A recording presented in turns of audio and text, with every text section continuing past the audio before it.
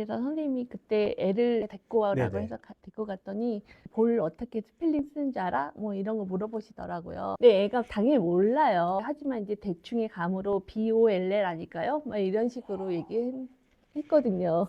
그래서 선생님이 굉장히 놀라시면서 이제 한번 해보자 그랬어요. 그게 아이의 영어 학습의 처음이었거든요. 사교육을 이기고 최상위권으로 가는 길. 집에서 이것만큼은 챙겨주세요. 이거 세 가지 딱 말씀드릴 게 있어요. 진짜요? 정말 많지만 그 중에서 엑기스 세 가지. 엑기스 세 가지. 과학고 갈 때 자소서 쓰잖아요. 네. 저희는 한 게 없으니까 쓸 게 없었단 말이에요. 제가 우리 포기하자고 말도 했었어요. 쓸 수 있는 시간이 한 달이었는데 2주 동안 아무것도 못 한 거예요. 찾을 소재가 없어요. 무슨 뭐 실험이라도 했어야 된단 말이에요. 네. 그래서 결국 뭘로 써서 붙은지 아세요?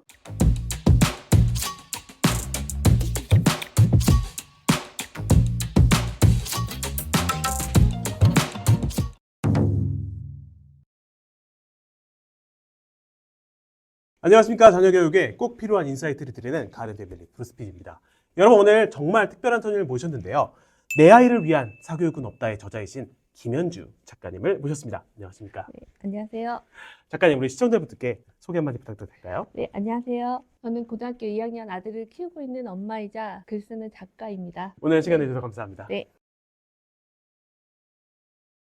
과학고 준비에 든 비용 8만 원. 특별한 사교육 없이 과학고까지 입학시키셨는데요. 이런 성과를 내기까지 힘들었던 점이 좀 있으셨을 것 같아요. 어렸을 때부터 계속 사교육을 안 했으니까 사람들한테 그런 얘기를 정말 많이 들었거든요. 영어 빨리 해야 된다. 언제 뭐 해야 된다. 수학 왜 안 해? 그렇게 여행만 다니면 어떡해? 뭐 이런 얘기들을 정말 많이 들었거든요.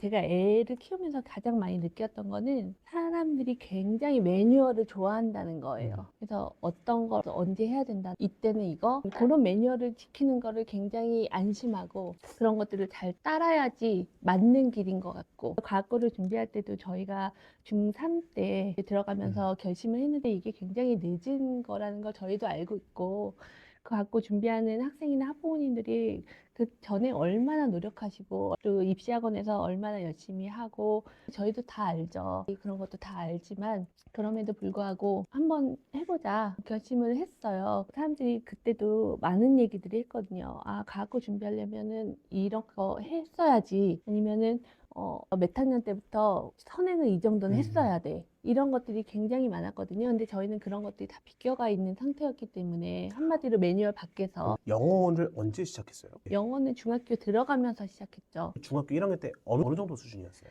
초등 때 아무것도 안 했잖아요. 초등 때 학교에서 3학년 때부터 영어를 배우지만 초등학교는 단어 외우게 하지도 네. 않고 그냥 영어를 접하는 교육과정이기 때문에 학교 수업은 정말 잘 들었지만 따로 단어 외워 이런 그런 건 거 전혀 없었기 때문에 예비 중1 때 그래도 이제는 중학생이 되니까 영어 정도는 해야 돼 이런 생각을 하고 집 앞에 교습소에 상담을 하러 갔는데요. 그 선생님 한 분이 계셨는데 경력이 좀 되셨대요. 근데 한 번도 못 봤다는 거예요. 초등 때 어떤 것도 하지 않았던 애가 한 번도 없었고 그래서 그런 애를 본 적이 없기 때문에 네. 얘를 하면 어떻게 될까 그런 호기심을 나타내시더라고요. 그래서 선생님이 그때 애를 데리고 와라고 네네. 해서 데리고 갔더니 볼 어떻게 스펠링 쓰는 줄 알아? 뭐 이런 거 물어보시더라고요. 근데 애가 당연히 몰라요. 모르죠. 스펠링을 외워본 적이 없는데 하지만 이제 대충의 감으로 BOLL 아닐까요? 막 이런 식으로 얘기했거든요.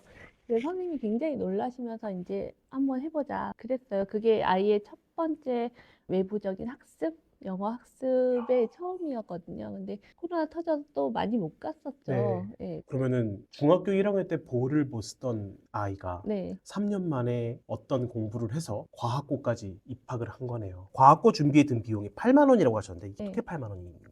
집에서 준비를 혼자 하고 혼자 선행을 해보면서 과거 준비에 필요한 것들이 여러 가지가 있었는데 자소서라든가 그런 것들을 다 집에서 잘 준비했잖아요. 근데 가장 문제가 뭐냐면 과학고 입학 시험이에요.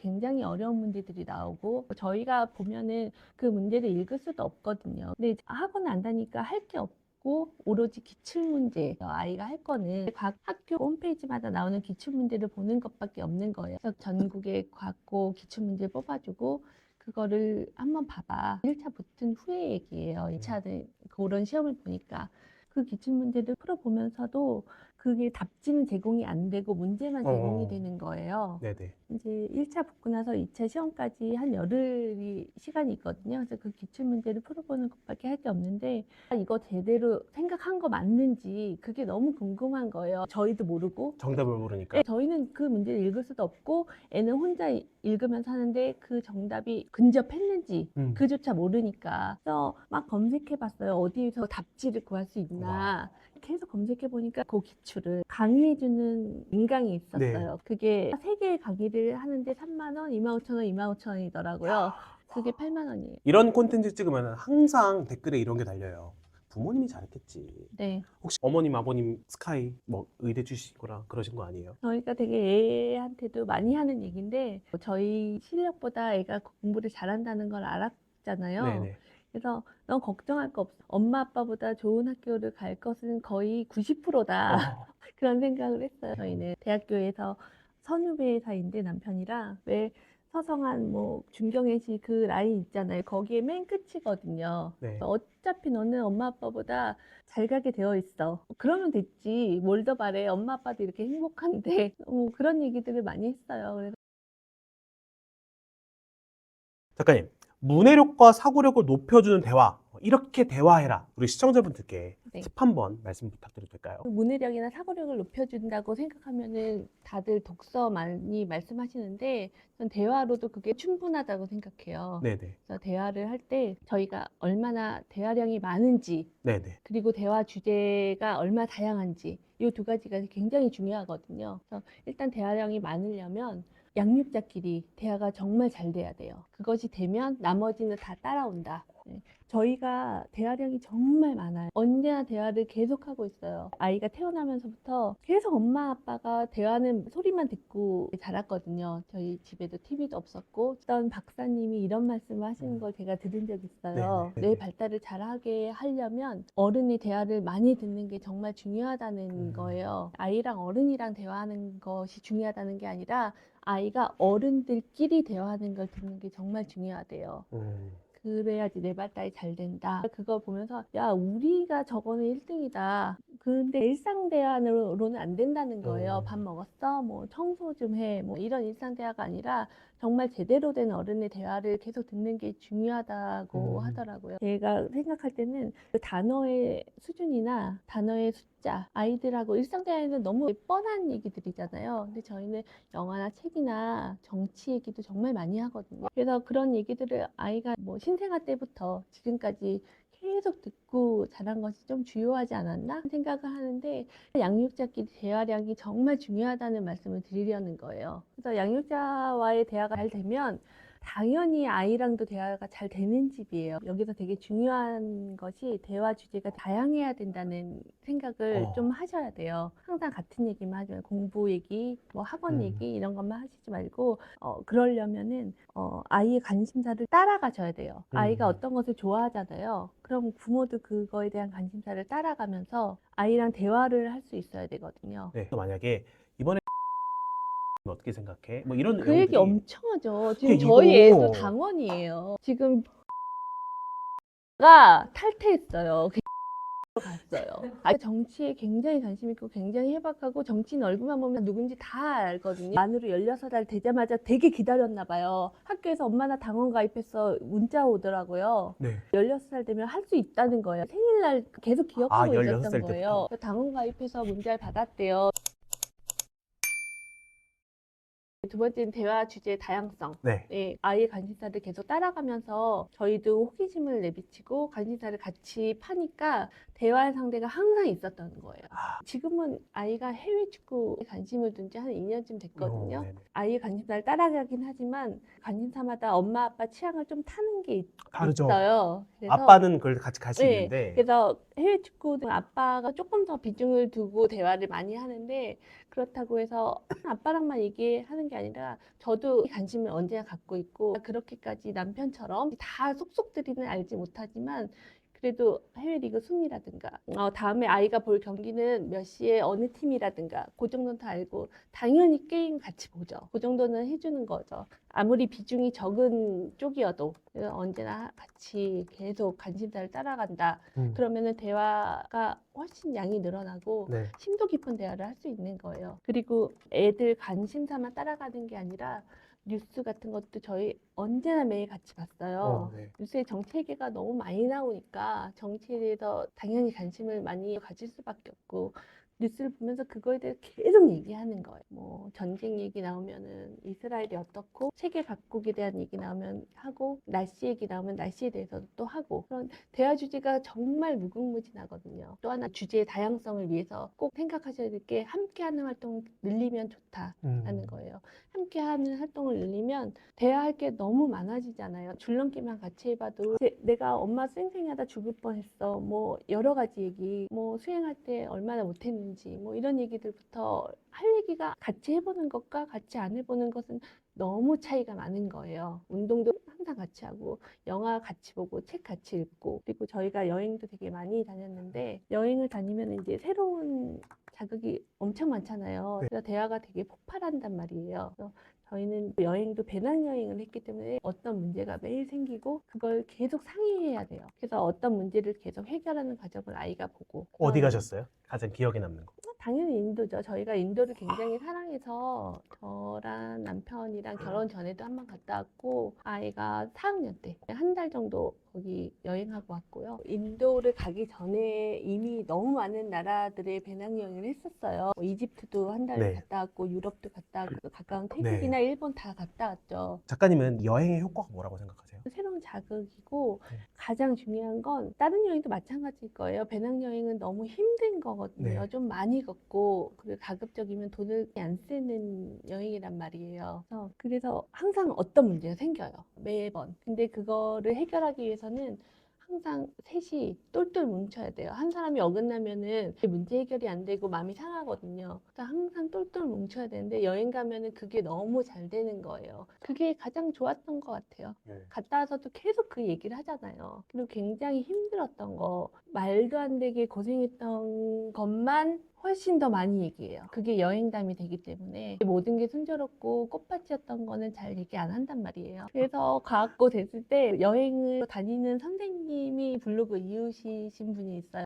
여행만 다니는 아이가 어떻게 되는지 완전 한 증인이라고 그렇게 말씀하시더라고요. 여행이 정말 좋다. 그것을 보여줘서 너무 고맙다라고 하셨거든요.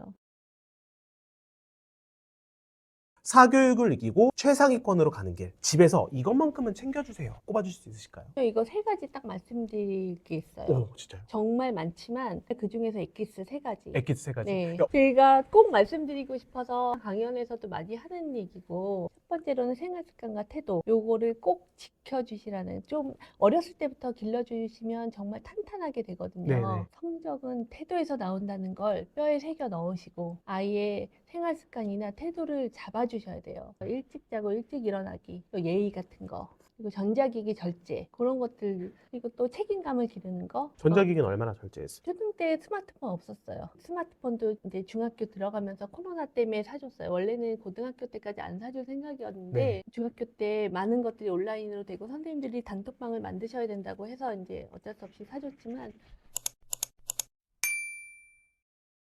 두 번째는 뭘까요? 아이들이 흥미를 보이는 거에 대해서 그거에 몰두할 수 있는 시간을 좀 주셔야 돼요. 한마디로 애들을 좀 냅두시라는 거예요. 저희 애가 이제 초등 때도 아무것도 안 했으니까 네. 학교 갔다 오면 시간이 정말 많잖아요. 심심해서 뭐 온갖 거를 이것저것 하는 거예요. 뭘 하면은 이제 굉장히 오래 하는데 이게 초등학교 3학년 때 일이거든요. 네. 어느 날은 제가 쓰는 계산기 있잖아요. 네. 그 계산기를 이제 두드리기 시작했어요. 계속 정말 쓸데없는 짓을 하잖아요, 애들이. 계산기. 네, 계속 더하기를 누른다거나. 그래서 냅뒀죠. 재밌으니까 하겠지 하고 냅뒀어요. 어느 날은 계속 일을 더한다거나. 그거를 몇 달을 해요. 몇 달 동안. 뭐 더하기 빼기 거기 있는 모든 걸 다 질릴 때까지 누르는 거예요. 그냥 냅뒀어요. 약 다르면 약 갈아주고. 그러다가 어느 날은 엄마 나 이거 엄청난 거 발견했어 하면서 한 달 정도 지났을 때 저한테 갖고 오더라고요. 그래서 모든 숫자에다 이런 것들을 계속 곱하니까 답이 이런 패턴이 있어. 대단하지 않아? 막 이러더라고요. 그래서 전 그걸 보면서 와 진짜 대단하다. 너 결국은 이런 걸 발견하는구나. 사실은 되게 시덥잖은 거예요. 그렇게 얘기해주면 또 너무 신나서 뭐 암호처럼 막 적어요. 그런 거 패턴을 자기가 발견했다면서 또 적고. 근데 초등학교 때는 그런 일들이 정말 많았거든요. 근데 초등 때는 시간이 있으니까 그럴 수도 있다고 생각하실 수 있어요. 근데 중등 때도 큐브에 빠진 적이 있어요. 근데 중등 때는 좀 공부를 해야 될 때잖아요. 근데 얘가 큐브에 완전 혼이 나갔더라고요. 그럼에도 불구하고 저랑 남편은 이제 늘 해왔던 것처럼 애 관심이 큐브니까 저희도 큐브에 관심을 같이. 갖고 저 같이는 못해요. 그건 너무 어려워서 같이는 맞아, 못했고 어려워요. 네. 예. 아이가 하는 걸 응원해주고 아이 학교 가면은 계속 저는 영상 찾아보다가 대회 영상 같은 거 보고 엄청나게 재밌는 게 있으면 학교하면 보여줘야지 하고 다 저장해 놓고 그거 보면서 애가 되게 좋아할 걸 아니까 선물하는 마음 오. 같은 거예요. 그냥 큐브를 1년 동안 했어요. 중학교 2학년을 거의 큐브에 바쳤어요. 1년이 좀 넘는 시간이었는데 그때 수학 공부를 했으면 잘했겠죠. 훨씬 잘했겠죠. 그 1년의 시간 동안 수학 공부를 했으면 과거에 가서도 훨씬 더 수월했을 거예요. 근데 저는 애가 큐브에 몰두했던 시간을 절대 바꾸고 싶지 않아요.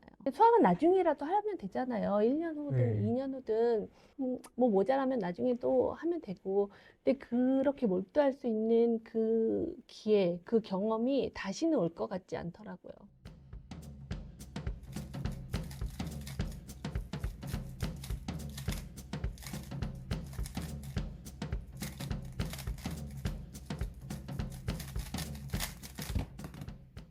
그래서 중학교 때도 다들 아, 그럴 시간은 없어요 라고 하시지만 학원으로 다 채워져 있으니까 시간이 없잖아요. 근데 사실 시간이 있거든요. 그거를 좀 봐줄 수 있는 여유를 가지시면 좋겠어요. 큐브를 하루에 몇 시간씩 한 거예요? 네네. 계속 했어요. 집에 오면 밥 먹는 시간 빼고. 그 몰입의 효과가 뭐라고 생각하세요? 몰입의 효과는 앞으로 내가 어떤 거든지 몰입할 수 있는 그 자질을 키우는 거라고 생각해요. 어떤 것을 팔 수 있는 그 힘이 그런 데서 나온다고 생각하거든요. 그래서 몰입을 해봤을 때만 아는 그 희열 같은 게 있어요. 네. 그래서 이 몰입을 해보면 앞으로 내가 원하는 거 있을 때 얼마든지 그 퍼포먼스를 다시 내는 거예요. 그 몰입의 경험이 굉장히 중요한데 그 몰입을 하려면 꾸준함이라는 게 필요하잖아요. 근데 꾸준함을 아이들이 갖기가 힘들어요. 그쵸. 왜냐하면 꾸준함이 되려면 재미가 있어야 되거든요. 네. 근데 재미있는 걸 꾸준하게 하지 못하게 하거든요. 그러니까. 왜냐하면 너무 쓸데없거든요. 네. 너무 쓸데없는 걸 하고 있으니까. 저희 애가 종이접기도 한 1년 했거든요. 종이접기에 빠진 때가 있었어요. 제가 종이접기 책 같은 것들 많이 사줬어요. 계속 접으라고.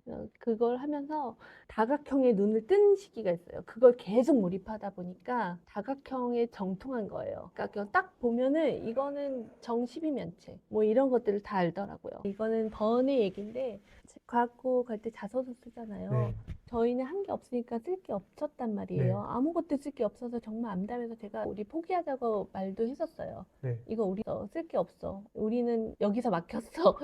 쓸 수 있는 시간이 한 달이었는데 2주 동안 아무것도 못한 거예요. 찾을 소재가 없어요. 무슨 뭐 실험이라도 했어야 된단 말이에요. 네. 그래서 결국 뭘로 써서 붙은지 아세요? 큐브 썼어요. 큐브 한 것밖에 없는 거예요. 돌이켜보니까. 아, 근데 그게 평가를 받은 거예요? 네, 평가를 받았죠. 저희가 어떻게 해야 될지 모르니까 네. 유튜브 정말 많아요. 네. 자소서를 어떻게 써야 네. 된다. 근데 그 자소서를 보면 완전 깨갱해요. 너무 어려운 거예요. 쓸 게 없잖아요. 네. 저희 애가 중학교 2학년 때 채식을 했어요. 지구 환경 때문에. 저희도 같이 해줬단 말이에요. 그 얘기 썼다니까요. 오직 쓸 게 없으면. 그래서 지구 환경 얼마나 생각하는지 이런 거 썼어요. 면접 볼 때 선생님이 그러셨대요. 탐구 활동 써야지 왜 이런 거 썼어? 이렇게. 그러니까 그거 보셨던 것 같아요. 얘 한다면 하는 애. 과학은 안 되는 거를 될 때까지 계속 파하고 실험하고 하는 종목이기 때문에 그런 것들을 좀 봐주신 것 같고 또 이제 얼마나 성실했는지 이런 거 그리고 자서서에 어딘가에 도움 없이 혼자 한 티가 너무 났을 거거든요. 세 번째는 독서 말씀드리겠는데요. 독서 중요한 거 너무 잘 아시잖아요. 그래서 그런지 너무 생각이 많으실 거예요. 강압도 많고 독서가 너무 중요하다고 하니까 근데 독서의 목적을 좀 생각해 보시면 좋겠어요. 독서의 제일 목적이 뭘까? 재미가 무조건 제일 목적이 되어야 된다고 생각하거든요. 네. 요즘 애들이 되게 강요받는 독서를 말을 하잖아요. 필독서다 뭐다 이런 얘기들 많이 하니까 아이들이 책을 좀 싫어할 수밖에 없는 환경이지 않나 그런 생각하고요. 그래서 아이들이 자기가 원하는 책을 읽어야 된다. 원하는 게 뭐든 간에 뭐 게임 책이라도 좋아요. 그래서 자기가 원하는 책을 계속 읽으면서 독서의 즐거움을 느낄 수 있는 게 굉장히 중요하다고 생각하거든요. 사교육 좀 줄이고 아이 한번 잘 키워보고 싶으신 분들이 지금까지 영상을 보셨을 것 같은데요.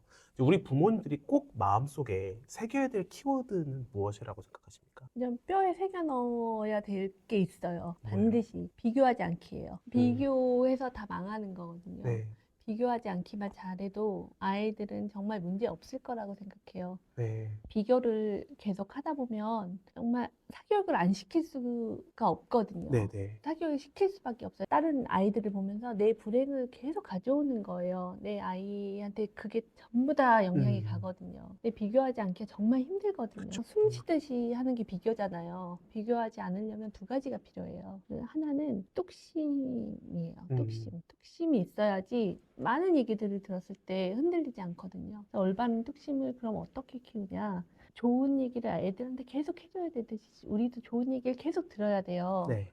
가든 패밀리 너무 좋잖아요. 가든 패밀리 계속 보면은 그게 쌓인단 말이에요.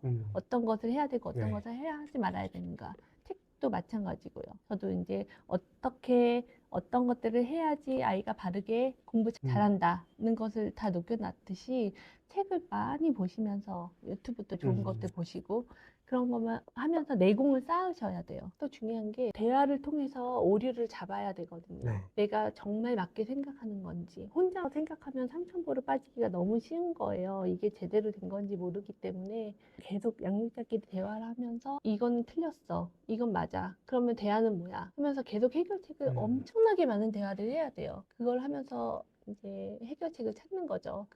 그런 것들을 하면은 이제 다른 것들을 봐도 비교가 안 되고 비교를 해도 그게 나한테 도움이 되는 쪽으로 올 수 있죠. 내 아이를 위한 사교육은 없다. 이번에 네. 신간 도서를 내셨는데요. 이 책은 어떤 분들이 읽으면 좀 도움이 되실까요?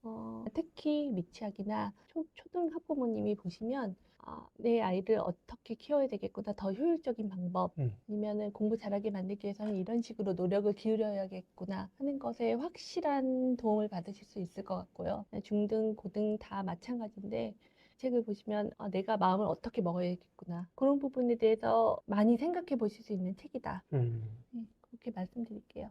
작가님 오늘 따뜻한 인사이트 나눠주셔서 너무 네, 감사합니다. 감사합니다. 감사합니다. 네.